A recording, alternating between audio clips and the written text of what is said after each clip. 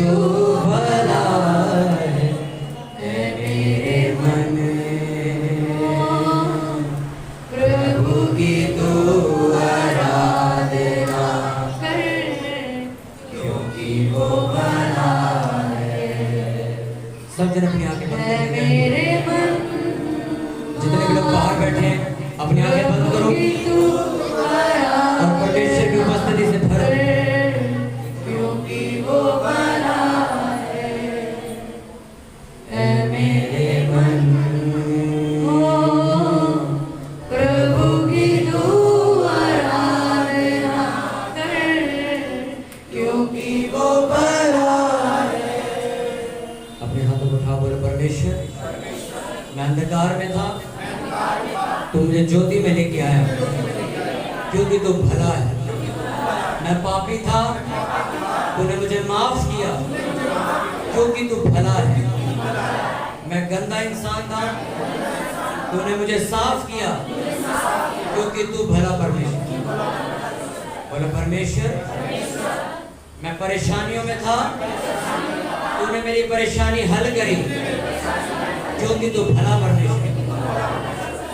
अपने हाथों को उठाओ। अब जब इतने कार्य परमेश्वर ने आपकी जिंदगी में किए तो अपने मन पे हाथ रखो, उसे बोलो ऐ मेरे मन, प्रभु की तू आराधना कर, क्योंकि वो भला है। ऐ मेरे मन, प्रभु की तू आराधना कर, क्योंकि वो भला है। ऐ मेरे मन, प्रभु की तू आराधना कर, क्योंकि वो भला है। जोर से तारीफ करो सच्चे। Hallelujah, hallelujah. जब आप चर्च आते हो तो आपको ये पता लगता है कि परमेश्वर कितना भला है, उसने मेरी जिंदगी में क्या किया है। कितनों को बात समझ आ रही है? जब आप कहाँ के चर्च में आते हो तो आपको पता चलता है कि परमेश्वर कितना भला है, कि वह आपकी गलतियों को खत्म करके, आपके पापों को क्षमा करके फिर से आपको आवाज देता है कि मैं तुझे नई जिंदगी दूंगा। देता है कि नहीं? अपने पड़ोसी को बोलो परमेश्वर भला है। बोलो 5 बार बोलो ये लाइन, बोलो परमेश्वर भला है।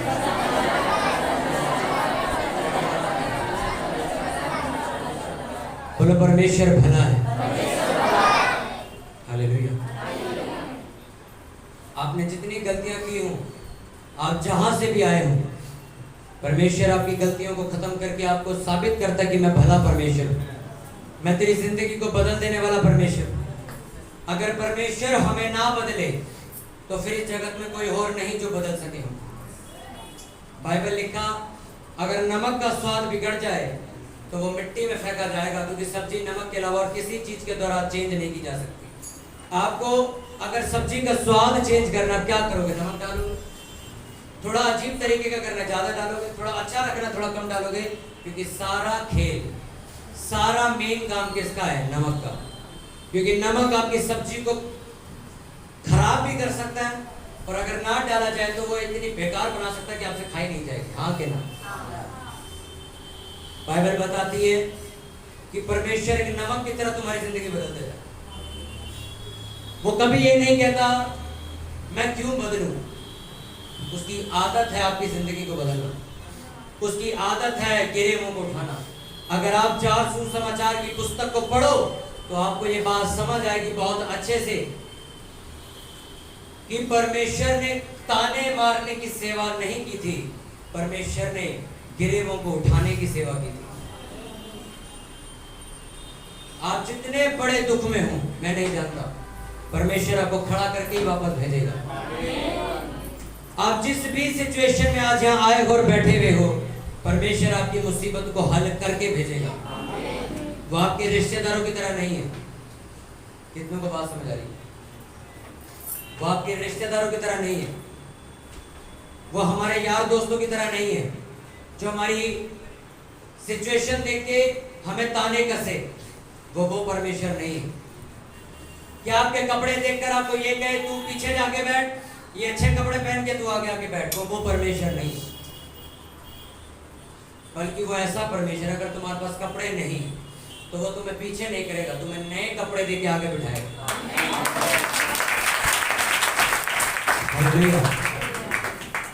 पर ये सब काम किसकी जिंदगी में होता है? जो लोग यीशु मसीह में विश्वास करते हैं, जो लोग ये जान जाते हैं कि यीशु मसीह ने मेरी जिंदगी बदली है, मेरा धर्म नहीं बदला। जो लोग संसार के लोगों की बातों को छोड़ के ये सुनना पसंद करते हैं कि परमेश्वर क्या कह रहा है, क्योंकि आज पूरी दुनिया लोगों के कहने से चलती है। लोग क्या कहते हैं वो उस हिसाब से चलती है। पर वो लोग जो परमेश्वर की बातों पर ज्यादा ध्यान देते हैं कि मेरा परमेश्वर क्या कह रहा है, उनकी जिंदगी और उनकी जिंदगी में जमीन आसमान का फर्क होता है। क्योंकि जब आप चर्च आते हो तो चार बातें बनाते हैं लोग। आप किसी तांत्रिक के पास जाते हो तब दुनिया आपको कुछ नहीं कहती, आप चर्च जाते हो तो चार बातें बनाती है। अगर आप उन चार बातों को सुनकर परमेश्वर को, जो कि सच्चा परमेश्वर, जो कि तुम्हारी जिंदगी बदल सकता है, उसको जब तुम छोड़ देते हो तो मुझे बताओ कि तुमने परमेश्वर को छोड़ के कौन सा बड़ा तीर मारा है? क्या कोई इंसान तुम्हारी जिंदगी बदल सकता है क्या? इंसान का काम है सिर्फ तुम्हें ताने मारना और तुम्हें नीचा दिखाना, और उसे कुछ नहीं आता। कितनों को बात समझ आ रही है? पर जब तुम परमेश्वर के पास जाते हो, जब तुम परमेश्वर के निकट जाते हो कि नहीं परमेश्वर तू बता क्या करना, परमेश्वर कहता है इधर आ, मैं तेरे को साफ करके मैं तुझे नया बना के खड़ा कर दूंगा। हालेलुया। आपकी सिचुएशन कुछ भी हो, आपकी जिंदगी में कुछ भी कहानी चल रही हो, लोगों को यीशु मसीह के बारे में बताओ। क्योंकि अगर लोग सच्चे परमेश्वर को नहीं जानेंगे, अगर वो परमेश्वर की बातों को नहीं पहचानेंगे, तो वो सारी जिंदगी लोगों की इस बात पर विश्वास करेंगे कि यीशु मसीह ईसाइयों का भगवान है और वो लोगों का धर्म परिवर्तन करता है। आप जिंदगी भर इसी अफवाह में मर जाओगे। क्योंकि लोग नहीं चाहते कि आप चर्च जाओ और आपकी जिंदगी बदल जाए। वो ये चाहते हैं कि इसको झूठ बोल के अफवाह में फंसा के रखो जिंदगी भर, ये कभी गरीबी से बाहर ना निकल सके, ये कभी अपने पापों से बाहर ना निकल सके, ये कभी अपनी परेशानी से बाहर ना निकल सके। इसको इस अफवाह के अंदर फंसा के रखो, इसको सच पता नहीं लगना चाहिए। जब मुझे सच नहीं पता था तो मैं भी इसी अफवाह में जी रहा था, मेरा परिवार भी इसी अफवाह में जी रहा था कि यीशु मसीह धर्म बदलने वाला परमेश्वर है। पर हमें बताया गया, मैंने बाइबल में पढ़ा कि यीशु मसीह किसने कहा धर्म बदलता, वो तो जिंदगी बदलने वाला परमेश्वर है। धर्म की रचना परमेश्वर ने नहीं करी, आप इसे बनाते हो और आप ही इसके अंदर चेंजेस करते हो। परमेश्वर का इसमें कोई रोल नहीं है। आपने जो घर बनाया उसके अंदर रसोई कहाँ होगी, बाथरूम का बनेगा, बेडरूम का बनेगा, ये सारा कंट्रोल किसके पास है? आपके पास है कि मेरे पास है? किसके पास है? किसका घर है? क्योंकि वो तुम्हारा। तो वो घर में सोफा कहाँ लगेगा ये मैं बताऊंगा कि आप डिसाइड करोगे। उसी तरह धर्म नाम के शब्द की रचना इंसानों ने करी है, इसमें परमेश्वर का कोई रोल नहीं। अपने आप लोग धर्म में चीजें बदलते हैं, नाम बदलते हैं, रूल्स बदलते हैं। अच्छा तूने पाप किया है, भगवान तुझे श्राप देगा, अपने आप बोल रखा है। यीशु मसीह ने कहा अगर तुझसे गलती हुई मेरे पास आ, मैं तुझे क्षमा करूंगा और वापस नई जिंदगी दे दूंगा। पर हम आज तक क्या सुनते आए? जिसने गलती करी है वो ऐसा करे, वो वैसा करे, वो ये करे, उसको ऐसा हो जाएगा, उसको माफी की कोई बात नहीं करता है। यीशु मसीह ने आए और उन्होंने माफी का प्रचार किया। लोग रोते हुए आए, वैश्या आई, कोढ़ी आए, लंगड़े आए, पापी आए, चुंगी लेने वाले आए, ब्याज खाने वाले आए, ये सोच के कि यार सबने तो, क्योंकि ये रूल है, आप अगर कोई गलत चीज कर दो तो दुनिया आपके खिलाफ है। तो उस टाइम भी लोग यही सोचते थे कि यार मुझसे गलती हो गई, यीशु मसीह क्या कहेंगे। वैश्या भी गई, दूसरी वैश्या भी गई, ब्याज खाने वाले भी गए, चोर भी गए, झूठे लोग भी गए, आलसी लोग भी गए। उसने किसी को ताना नहीं मारा। उसने कहा अबे अगर मैं ही तुझे ताने मारूंगा तो तुझे बचाएगा कौन, मुझे बता। मैं आपसे सच कहता हूं, अगर लोगों को ये बात नहीं पता चली कि यीशु मसीह धर्म बदलने वाला नहीं, वो जिंदगी बदलने वाला परमेश्वर है, तो मेरे हिसाब से आधी दुनिया गलत फहमी में मरेगी, गलत फहमी में, और अपनी बातों का जवाब ढूंढते ढूंढते मरेगी और मिलेगा नहीं। क्योंकि दुनिया ने उनके दिमाग में अफवाह बना दी कि जहां से तुझे जवाब मिलना है, जहां पर तेरे बरकत खुलनी है, जहां तेरे रास्ते खुलने हैं, वहां जाने से तो तेरे रिश्तेदारों ने तेरे को झूठ बोल के पागल बना दिया। और तू सारी जिंदगी सोच रहा है, अबे यार अगर मेरी जिंदगी में परेशानी है तो उसका हल भी कहीं ना कहीं होगा। हल कहा था चर्च में, और चर्च के लिए तुम्हें गलत अफवाह बता दी किसी ने कि चर्च मत जाना, तुम्हें मीट खिला देंगे, तुम्हें ये खिला देंगे। और वो इंसान कभी अपने सवालों का हल नहीं ढूंढ पाता, कभी गरीबी से बाहर नहीं निकल पाता, कभी वो गलत कामों से बाहर नहीं निकल पाता, क्योंकि शैतान लोगों के मन में ये भर देता है चर्च मत जाना, वो तुम्हारा धर्म बदल देंगे। हालेलुया। कितनों को मेरी बात समझ आ रही है? मैं एक वचन आपके सामने पढ़ना चाहता हूँ, पुराना नियम 2 राजाओं उसका 5 उसका 1 से मैं पढ़ूंगा। जिनके पास छोटी बाइबल उसमें नहीं होगा,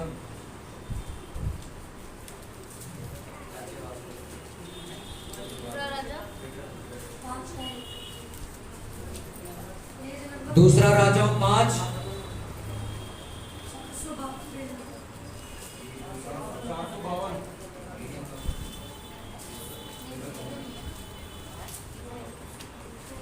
दूसरा राजा उसका 5 उसका 1 से हम पढ़ेंगे।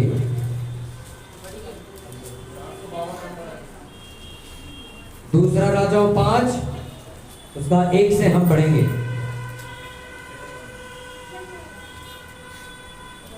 निकालिए सबने, मैं आपके सामने एक वचन पढ़ूंगा, उसको ध्यान से सुनना सभी।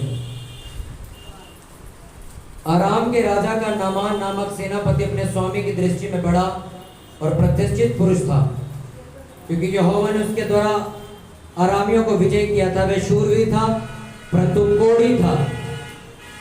आरामी लोग दल बांधकर इजराइल के देश में जाकर वहां से एक छोटी लड़की बंदी बनाकर ले आए थे, और वह नामान की पत्नी की सेवा करती थी।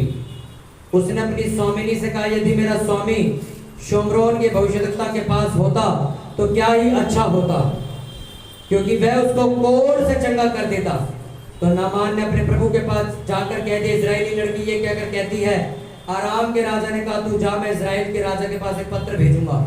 तब वह 10 किकार चांदी और 6000 टुकड़े सोना और 10 जोड़े कपड़े साथ लेकर रवाना हो गया। और वह इजराइल के राजा के पास पत्र लेकर, जिसमें यह लिखा था, जब यह पत्र तुझे मिले तब जानना कि मैंने नामान नामक अपने एक कर्मचारी को तेरे पास इसलिए भेजा है कि तू उसका कोढ़ दूर कर दे। यह पत्र पढ़ने पर इजराइल के राजा ने अपने वस्त्र फाड़े और बोला, क्या मैं मारने वाला और जिलाने वाला परमेश्वर हूँ कि उस पुरुष ने मेरे पास किसी को इसलिए भेजा कि मैं उसका कोढ़ दूर करूं? सोच विचार तो करो, वह मुझसे झगड़े का कारण ढूंढता होगा। यह सुनकर कि इजराइल के राजा ने अपने वस्त्र फाड़े हैं, इजराइल परमेश्वर ने भक्त एलीशा ने राजा के पास कहला भेजा, तूने क्यों अपने वस्त्र फाड़े हैं? अब वह मेरे पास आए तब जान लेगा कि इजराइल में एक भविष्यद्वक्ता है। तब नामान घोड़ों और रथों समेत एलीशा के द्वार पर आकर खड़ा हुआ। तब एलीशा ने एक दूत से उसके पास एक कहला भेजा, तू जाकर यरदन में 7 बार डुबकी मार, तब तेरा शरीर ज्यों का त्यों हो जाएगा और तू शुद्ध हो जाएगा और तेरा कोढ़ चला जाएगा। परंतु नामान क्रोधित हो यह कहता हुआ चला गया, मैंने तो सोचा था कि अवश्य में मेरे पास बाहर आएगा और खड़ा होकर अपने परमेश्वर यहोवा से प्रार्थना करके कोढ़ के स्थान पर अपना हाथ फेर कर कोढ़ को दूर करेगा। क्या दमिश्क की अबान और पर्वत नदियां इजराइल के सब जलाशयों से उत्तम नहीं है? क्या मैं उनमें स्नान करके शुद्ध नहीं हो सकता? इसलिए वह क्रोध से भरा हुआ लौट कर चला गया। तब उसके सेवक पास आकर कहने लगे, हे हमारे पिता, यदि भविष्यद्वक्ता तुझे कोई भारी काम करने की आज्ञा देता तो क्या तू उसे ना करता? फिर जब वह कहता है कि स्नान करके शुद्ध हो जा तो कितना अधिक इससे मानना चाहिए। तब उसने परमेश्वर के भक्त के वचन के अनुसार यरदन में को जाकर उसमें 7 बार डुबकी मारी और उसका शरीर छोटे लड़के का सा हो गया और वह शुद्ध हो गया। सब बोलो आमीन। हालेलुया। अपनी बाइबल को बंद करो और ध्यान से सुनो कि वचन क्या कहता है। अब ये तार से पीछे हो जाओ, प्लीज तार से पीछे हो जाओ। हालेलुया। अपने पड़ोसी को बोलो, ध्यान से सुन, सुनने से विश्वास पैदा। पूरा ध्यान से सुन, ये वचन तेरे लिए बोला जा रहा है।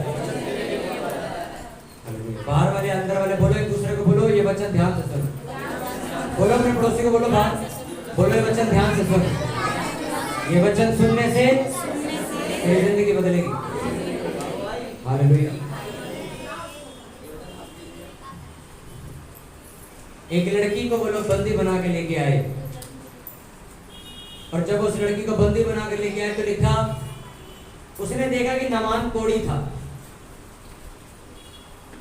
कौन था वो?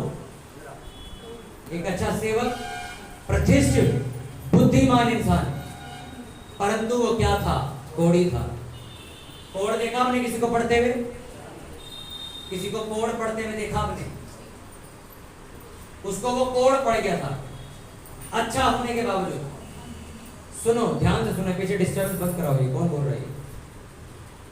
बाइबल में लिखा कि वो बहुत बुद्धिमान इंसान था, बहुत प्रतिष्ठित, बहुत ही कामयाब इंसान था, पर उसको कोढ़ था।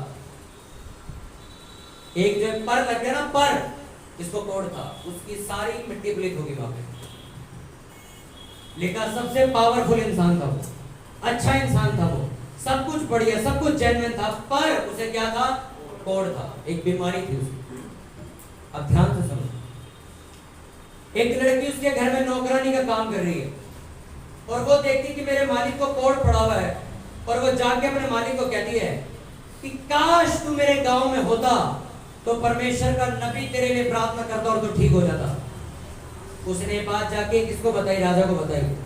राजा ने कहा ठीक है, अगर इजराइल में ऐसा कोई है जो तेरा कोढ़ ठीक कर सकता है तो मैं तुझे भेजता हूँ। उसने सोना चांदी कपड़े कुपड़े लाद के उसे भेज दिया, और राजा को चिट्ठी लिखती, भाई मेरा बंदा तेरे पास आ रहा है, इसको ठीक करके भेजो। राजा कहता है मैं परमेश्वर हूं क्या? मैं मारने वाला और जीवन देने वाला हूं क्या जो मैं इसको ठीक कर दूंगा? तूने इसको मेरे पास भेज दिया है। कितनों को समझ आ रही? सपोज कोई बंदा बीमार आया और उसको हमने भेज दिया, जहां एमएलए के पास चला जाओ, उससे उसको बोलो ठीक कर देगा। तो एमएलए ने लिखा मैं क्या परमेश्वर हूं जो ठीक कर दूंगा इसको? क्योंकि उनको ये नहीं पता था वो बात किसकी हो रही है। वो राजा के पास चले गए कि ये ठीक करेगा, नहीं, वो कहता है इजराइल में नबी रहता है एलीशा नाम का, उसने ठीक करना है तुझे। लेकर नमान एलीशा के पास गया, कहता भाई ठीक कर दो। वो कहता ठीक होना है? कहता हाँ होना है। कहता ठीक है काम कर, वो सामने नदी दिख रही है तुझे, उस नदी में जाओ और 7 बार डुबकी मार, तेरा कोढ़ खत्म हो जाएगा।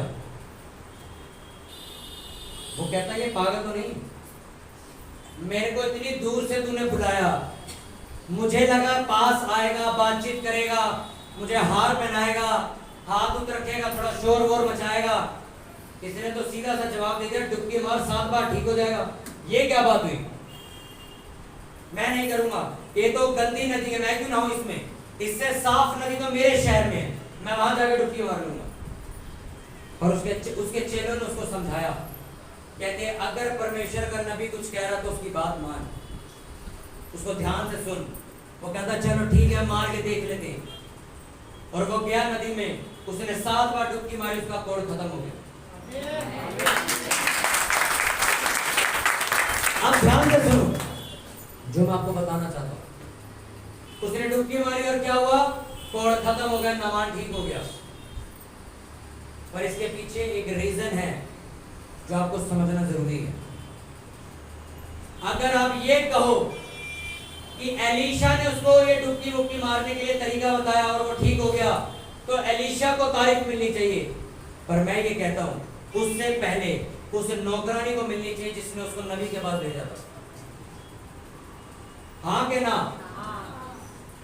उस व्यक्ति ने, उस नबी ने प्रार्थना कर दी, ठीक है ओके, पर उस नबी के पास किसने भेजा उसको?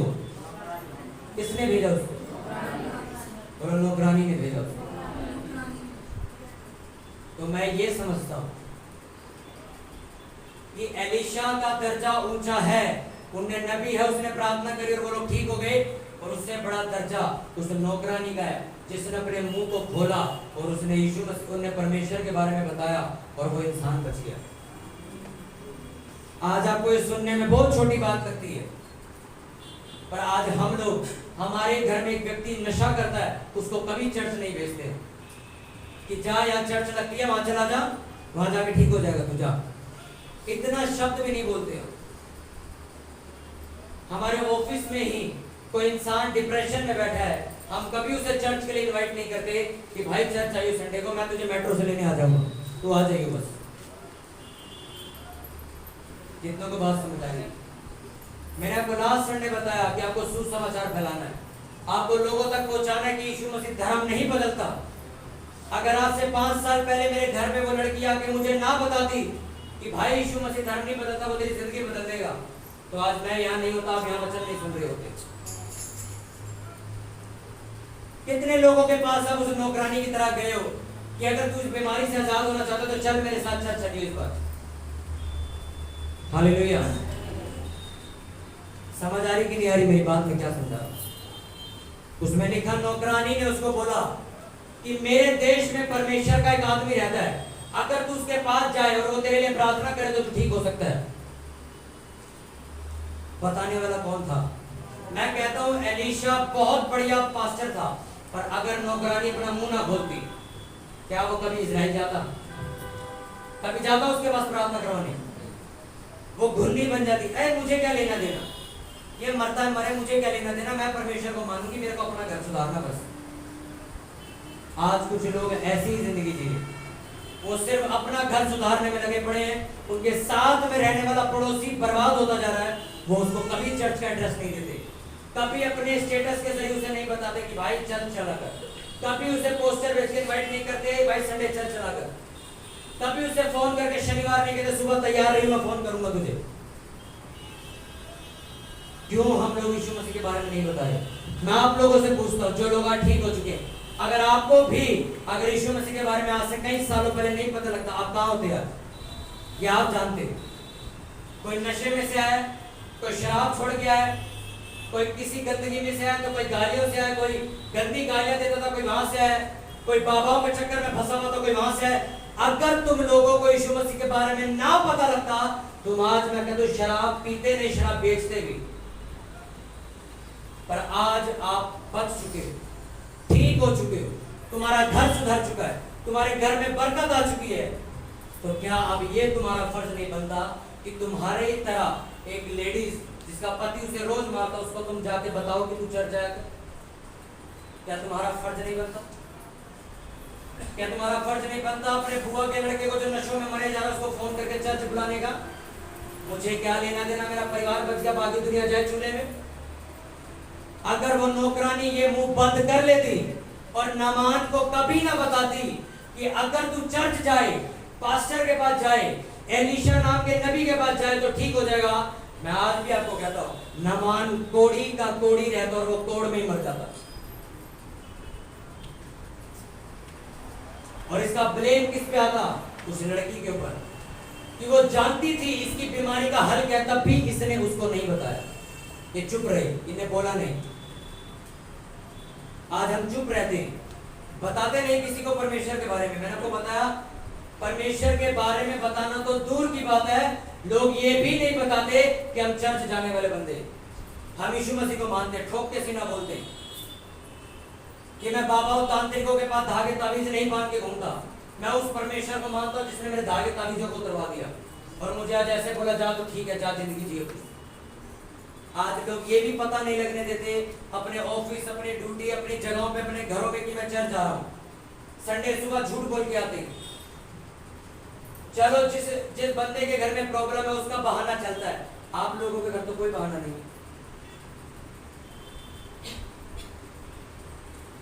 कौन है आपके आसपास जो बर्बाद हो रहा है? या आपको नहीं पता होगा तो किसको पता होगा? आपको सच बात बताऊं, चर्च आने वाले लोग हैं डॉक्टर की तरह है, जो मरीज को पहचान लेते हैं इसको बीमारी है और वो उसको हॉस्पिटल बुलाते हैं, हॉस्पिटल आइए दवाई लेके जाइए। आज से 5 साल पहले एक लड़की ने हमारे घर आके हमें बताया, जब हम बीमार थे, हम गलत चीजों में थे, सब कुछ हमारा बर्बाद था, उसने बताया कि तुम यीशु मसीह को मानो भाई, वो तुम्हारा धर्म नहीं बदलेगा। क्योंकि हम ये सोच के बैठे थे भाई चर्च जाने में दिक्कत नहीं, पर यार वो धर्म बदल देंगे हमारा, हमें गाय का मीट खिला देंगे, हमें ये कर देंगे, क्योंकि हमें हिंदू परिवार से, मैं कोई पैदाइशी क्रिश्चियन नहीं, मैं हिंदू परिवार से निकला हुआ इंसान, पर मुझे बताया गया, मुझे बाइबल दी, पढ़ इसको, दुनिया झूठ बोल रही है तेरे से, पढ़ इसमें क्या लिखा है, और मुझे सच्चाई पता लग गई। आज बाइबल ले जाके घर रख दी, उसे पढ़ा ही नहीं।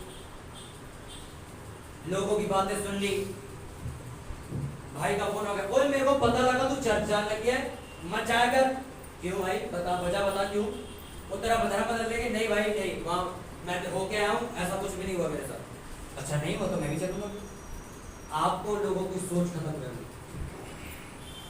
लोग सर नहीं चाहते आपकी जिंदगी बदले, नहीं चाहते वो लोग। वो चाहते हैं कि आप कीचड़ में पड़े रहो जिंदगी भर, जिंदगी भर आप कीचड़ में भरे रहो। इसलिए वो आपको झूठ बोलते हैं कि तू चर्च जाएगा, वो तेरे से ये कर देंगे, तेरे को सफेद कपड़े पहना, पता ही नहीं क्या क्या बोलते हैं, तेरे को लॉकेट पहना देंगे, तुझे ये पहना देंगे, तुझे वो पहना देंगे। चर्च बल्कि इकलौती ऐसी जगह है जहां आपको कोई धागा नहीं दिया जाता बांधने के लिए। दिया मैंने अभी तक आज तक आपको, ये लो ये धागा बांध लो, ये घर में तुम्हारे ये हो जाएगा। चर्च इकलौती ऐसी जगह है जहां पे आपको झाड़ा नहीं लगता। ये ले झाड़ा कर दिया, अब ठीक है। चर्च इकलौती ऐसी जगह जहां पे पर्चियां लिख के मैं आपको तावीज बना के नहीं देता, ये लो इसको या कंधे में बांध लो और तुम ठीक हो जाओगे। क्या ओरिजिनल बात होती है, विश्वास कर, परमेश्वर तेरी जिंदगी बदलेगा, बस इतनी कहानी है, बस इसके अलावा कुछ नहीं। विश्वास कर, तू विश्वास करने के लिए तैयार है परमेश्वर? हाँ मैं गंदा इंसान हूं, मैंने हर गंदे काम किए हैं, आज मैं तुझसे माफी मांगता हूं, मेरी जिंदगी बदल दे। वो 2 सेकंड में बदल देगा तुम्हारी।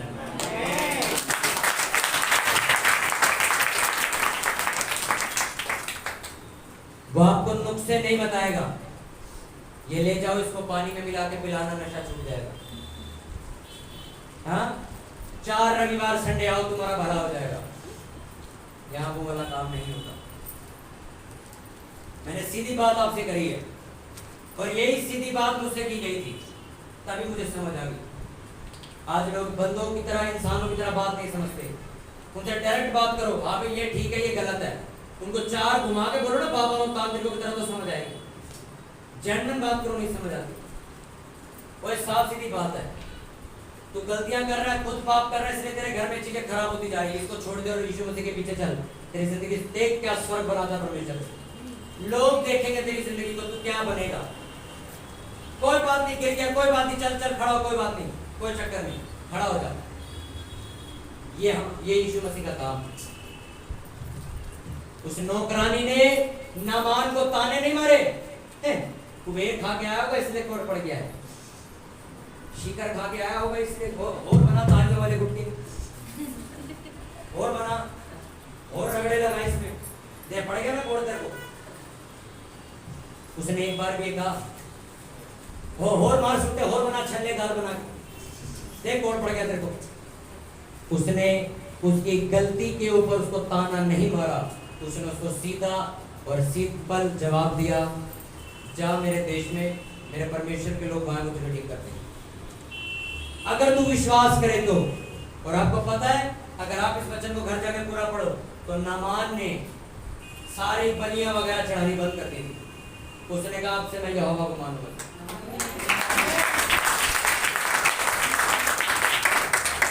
हालेलुया। मत देखो आपकी सिचुएशन क्या है। आप कंपनी में एक छोटे एम्प्लॉय हो, मैं तो ड्राइवर हूं, मैं क्या किसी को सुसमाचार बताऊंगा। मैं तो साइकिल चलाने वाला आदमी हूं, मैं किसी को क्या सुसमाचार बताऊंगा। मैंने आपको कहा उस नौकरानी ने बताया था, आप नौकरानी से तो ऊंचे ही हो। हाँ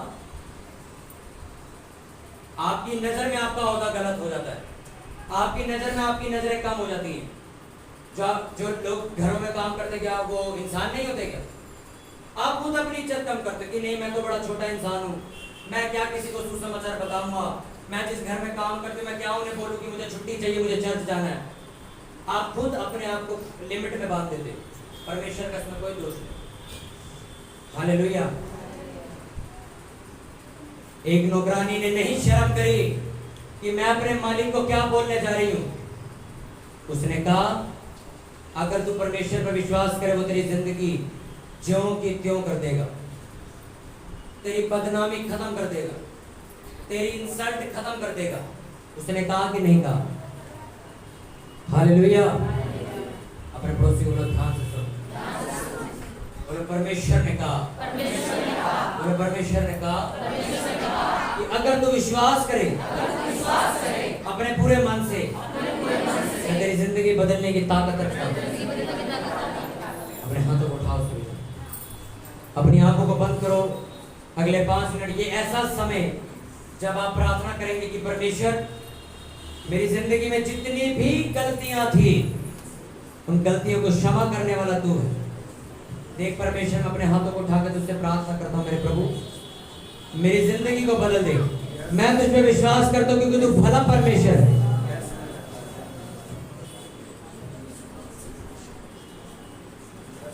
अपने होठों को खोलो, प्रार्थना करो। परमेश्वर, मैं अपनी गलतियों, अपने गुनाहों को मानता हूँ और विश्वास करता हूँ कि प्रभु नमान कोड़ी के समान मेरी भी बीमारियां चली जाएंगी, मेरे रोग चले जाएंगे, मेरी परेशानियां चली जाएंगी। अपने हाथों को उठाओ, प्रार्थना करो ऊंची आवाज के साथ कि परमेश्वर, मैं आज से तेरे पे विश्वास करने के लिए तैयार हूँ। मैं लोगों की नहीं, तेरी आवाज सुनने के लिए तैयार हूँ मेरे परमेश्वर। मेरे मन प्रभु की तू आराधना कर, क्योंकि वो भला है। मेरे मन प्रभु की तू आराधना कर, क्योंकि वो भला है। मेरे मन प्रभु की तू आराधना कर, क्योंकि वो भला है। विश्वासहीन था मैं, विश्वास मुझे दिलाया, फिर भी गले लगाया, क्योंकि यीशु भला है। मेरे मन प्रभु की तू आराधना कर, क्योंकि वो भला है।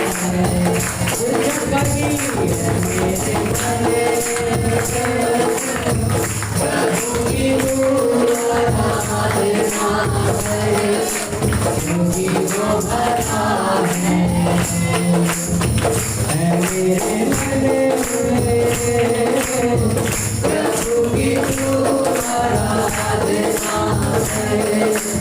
विश्वासहीन था मैं, विश्वास मुझे दिलाया, गले लगाया, क्योंकि यीशु भला है। विश्वासहीन था मैं,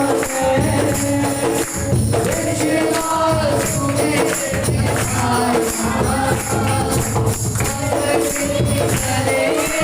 गले लगाया, क्योंकि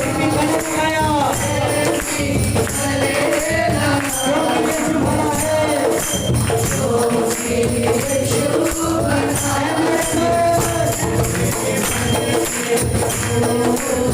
प्रभु की तू आराधना कर, क्योंकि वो भला है।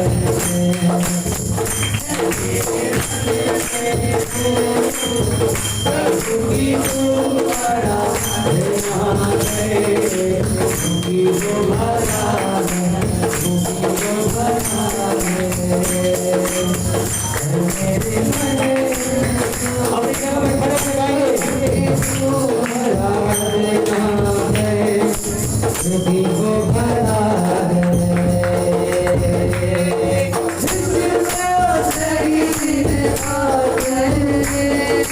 विश्वास मुझे दिलाया, फिर भी गले लगाया, क्योंकि यीशु भला है।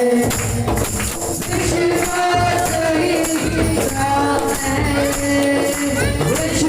विश्वास मुझे दिलाया, गले लगाया, क्योंकि यीशु भला है।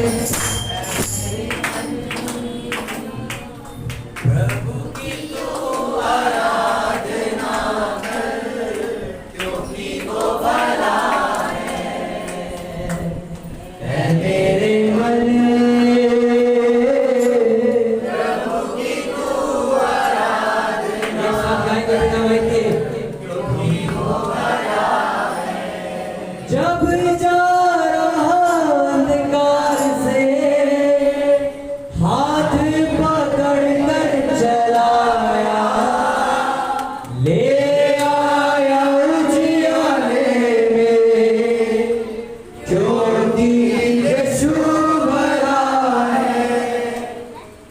अब जरा अंधकार से हाथ पकड़ के चलाया, फिर आया उसी आलोक में, क्योंकि यीशु आया है मेरे मन में। प्रभु की तू आराधना कर, क्योंकि वो बड़ा है। आवाज उठा के है मेरे मन में। प्रभु की तू आराधना कर, क्योंकि वो बड़ा है मेरे मन में। प्रभु की तू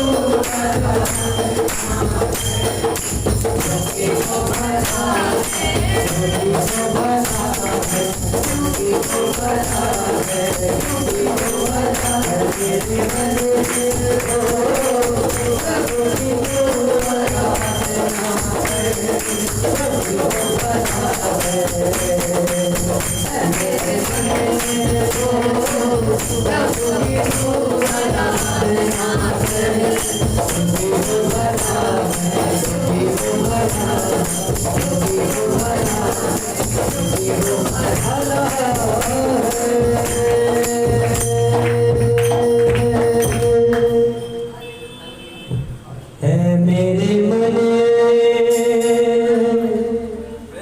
प्रभु की तू क्योंकि वो भला है मेरे मन। ओ प्रभु की तू आराधना। अपने बीजों अपने दशांशों अपने हाथों में उठा दो। मेरे मन अपने बीजों अपनी ऑफरिंग्स अपने दशांशों अपने हाथों में ले लो, ताकि हम परमेश्वर के उपकार किए मुझ पर, जब मैंने नहीं जाना, फिर भी गले लगाया, क्योंकि यीशु भला है। उपकार किए मुझ पर, जब मैंने नहीं जाना, अपने बीजों अपने दशांशों के लिए प्रार्थना करो। फिर भी गले ये स्वीकार कर, मेरी कमाई में बरकत दे। यीशु भला अपनी कमाई का 10 हिस्सा लेके खड़ा हो जाए परमेश्वर। फसल का मेरे खुदावंद मेरे बीच में कर, अपने बीज को अपनी मुट्ठी में ले लो। जो दान आप चर्च में डाल दो, उसको देने के बाद अपनी कमाई में बरकत आती है। उसको मुट्ठी में लो, अपने गुप्त दान दो। अपने हाथों को उठाओ, प्रार्थना करो। अंधकार से हाथों को उठा के प्रार्थना करो। हाथ प्रभु अपनी कमाई को लेकर तेरे भाग में खड़ा है। अपनी कमाई के 10 हिस्से को लेकर तेरे भाग में खड़ा है।